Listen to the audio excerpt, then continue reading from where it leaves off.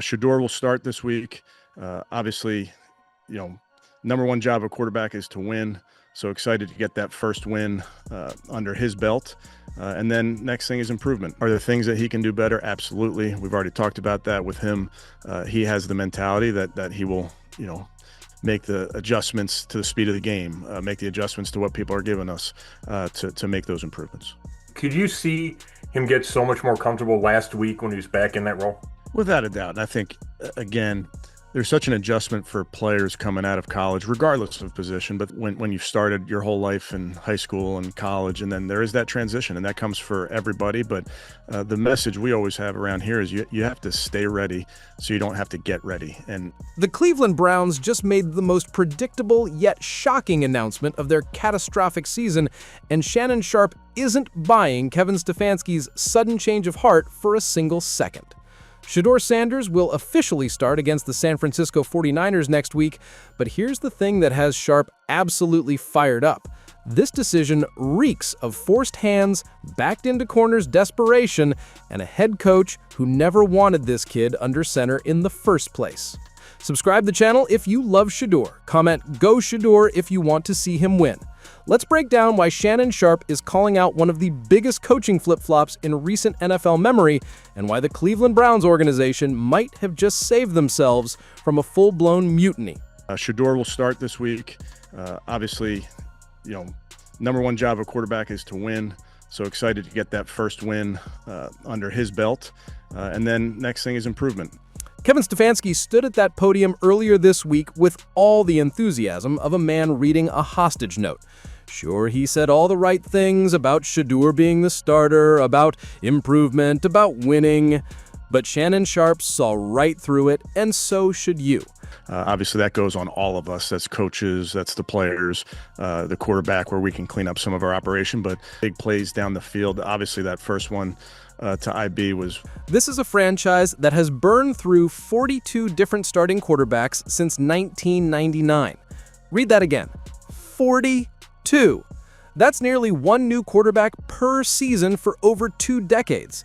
The Browns have cycled through almost as many starting quarterbacks as America has had presidents. And we're talking about a country that's been around for nearly 250 years. The math is absolutely devastating. 26 years of Browns football versus over 2 centuries of American democracy. And the quarterback carousel spins just as fast as the peaceful transfer of power.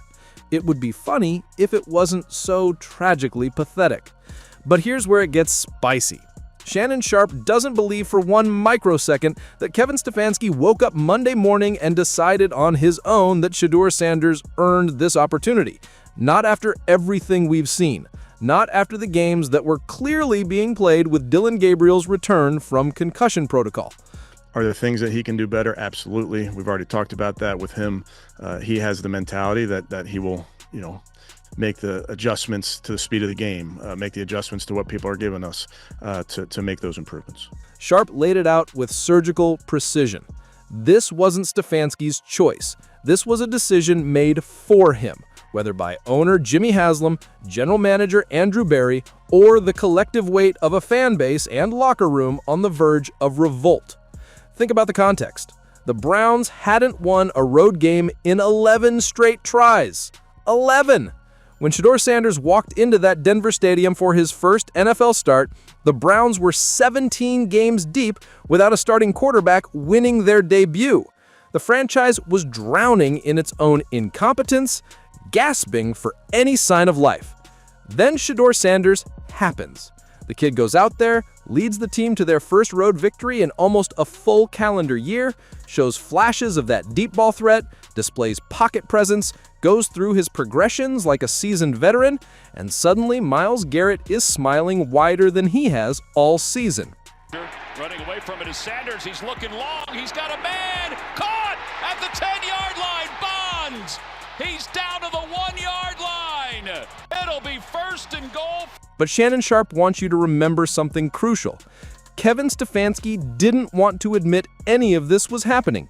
The subtle resistance, the carefully worded non-commitments, the obvious preference for bringing Dillon Gabriel back once he cleared concussion protocol, It was all there, hiding in plain sight. Here's the uncomfortable truth that Sharpe is dancing around, but everyone can feel. There are politics at play here that go way beyond football. When you draft a quarterback in the 5th round who numerous scouts and coaches believed was a 1st or 2nd round talent, when you have former NFL head coaches like Antonio Pierce saying he would have taken Shedeur much earlier, when you have Tom Brady personally working with this kid and endorsing his abilities, something doesn't add up. We believed in what we saw. He was born for this. If I would have stayed there, there's no way he goes in the 5th round. Antonio Pierce didn't mince words. He said straight up that if he'd stayed with the Raiders, Shedeur wouldn't have fallen to the 5th round. He and Mark Davis were locked in step, ready to make that pick. Pierce called Shedeur someone born to play football, one of their top choices. Those aren't throwaway compliments from a coach trying to be nice. That's a professional evaluation from someone who had every intention of betting his career on this quarterback. But Pete Carroll came in, wanted Geno Smith, and suddenly the Raiders had a different direction. Fair enough. Coaches want their guys. That's how the NFL works. Except the Browns are different. The Browns didn't draft Shedeur at all. They passed on him completely, watching him slide all the way to Cleveland in the 5th round like some kind of cosmic joke. And when they finally brought him in, there was no commitment, no plan, no real belief that this was their quarterback of the future. Until he won a game. Until the fans started hoping again. Until Myles Garrett started looking like he actually believed in the offense for the first time all year. Until the locker room made it crystal clear that if Dylan Gabriel trotted back out there as the starter, there might be consequences that no amount of coaching speak could smooth over.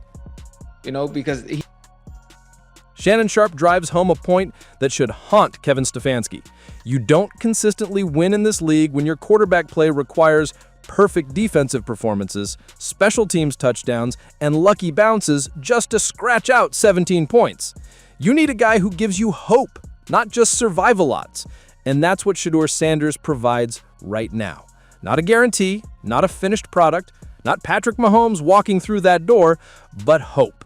Real, tangible, believable hope that this kid can actually play the position at an NFL level and maybe, just maybe, become something special.